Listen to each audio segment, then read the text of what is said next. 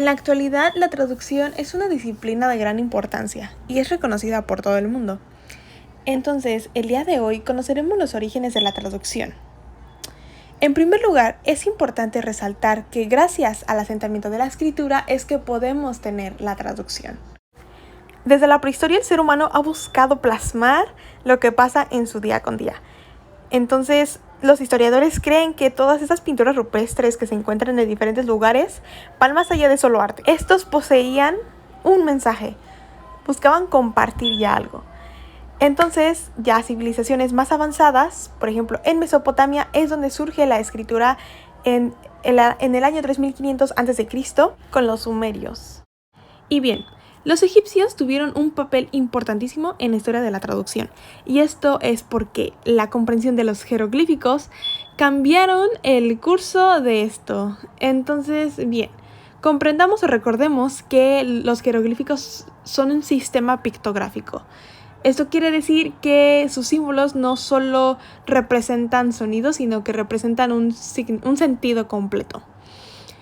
Bueno, en Egipto una vez se encontró una piedra llamada Piedra Rosetta. Esta Piedra Rosetta, al momento de ser descubierta, se dieron cuenta que la piedra estaba como dividida en 3 partes. La primera tenía un escrito o un texto con jeroglíficos. La segunda tenía un texto en demótico. Y la tercera parte estaba en griego. En aquella época el griego era un idioma utilizado frecuentemente, entonces pudieron descubrir que lo que contenía aquel texto era un año de celebración de la coronación del rey de Egipto, Ptolomeo V. Pero aquí lo importante no era el contenido en sí, no era lo que contenía el texto, sino el hecho de que estos 3 fragmentos en idiomas distintos contenían lo mismo. Eso quiere decir que si conoces el griego, si ellos conocían el griego, había una posibilidad de crear una equivalencia y poder traducir y comprender los jeroglíficos. Fue ahí cuando estudiosos franceses comienzan a descifrar esta piedra, comienzan a estudiarla arduamente y desafortunadamente no logran mucho. Después de ahí, Napoleón Bonaparte pierde una campaña, los ingleses roban la piedra y termina en manos de un personaje llamado Thomas Young. Este personaje tiene la tarea de estudiarla, de ver si puede crear algún avance para poder descifrar los jeroglíficos. Bueno, este personaje tuvo un éxito muy importante. Él descubrió que habían unos nombres encerrados en los jeroglíficos. Había unas partes con círculos, como podemos ver en la imagen. Y a estos círculos los llamó cartuchos. Entonces, estos nombres encerrados en los cartuchos también aparecían en el idioma griego. Entonces, aquí fue cuando Thomas Young hace una equivalencia fonética. Comienza a hacerla, no la termina. Fue cuando Jean-François Champollion continúa con esta tarea. Y basado con las investigaciones de Young, Champollion comienza a aislar los signos jeroglíficos y le asigna una equivalencia fonética a cada uno de ellos.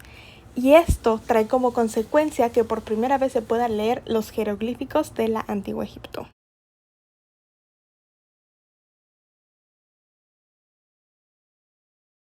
Bien, ahora hablemos de otro momento importante en la historia de la traducción. En el Antiguo Egipto, cuando Ptolomeo II gobernaba, la comunidad hebrea tenía muy buena relación con los gobernantes. Los judíos entonces tenían mucha influencia y tenían, pues como ya mencioné, muy buena relación. Entonces hubo un punto en el que habían tantos judíos viviendo en Egipto que hasta su propia lengua materna, el hebreo, lo habían olvidado y comenzaban a hablar solamente griego. Entonces fue que Ptolomeo II manda a traducir el Torá, la Biblia hebrea, y es más como una leyenda, que habla sobre que Ptolomeo manda a 72 traductores, muy sabios por cierto. A estos los encierra por 70 días en celdas individuales. Fueron 72 traductores, pero los redondea a 70. Entonces, cada quien está en su celda individual. Esto con el fin de que no haya forma de que puedan copiar. Pasan los 72 días, comparan las traducciones y se dan cuenta que cada una de ellas es idéntica. No había nada distinto. Es lo que dice la leyenda de la Septuaginta. La Septuaginta es el resultado de la traducción de la Biblia hebrea, o sea, del Antiguo Testamento. Y esto es algo muy importante, ya que esta traducción del hebreo al griego fue como una base, un modelo para que futuras traducciones pudieran llevarse a cabo. Esto fue la Septuaginta, una de las traducciones más importantes en la historia. Y bien, ahora hablaremos de otras traducciones igualmente valiosas. Estas son religiosas, son traducciones de la Biblia. Hablaremos de dos, Vetus Latina y la Vulgata. Comenzaremos por Vetus Latina. Y esta fue una traducción hecha por San Jerónimo. Y se preguntarán quién es él. Bueno, más adelante hablaremos a profundidad sobre este personaje. Pero bien, lo que se tiene que rescatar de Vetus Latina es que es el resultado de la colección de traducciones de la Biblia al latín. Y por otro lado tenemos la Vulgata, que también es una traducción de la Biblia del Antiguo y Nuevo Testamento al latín, hecha por San Jerónimo.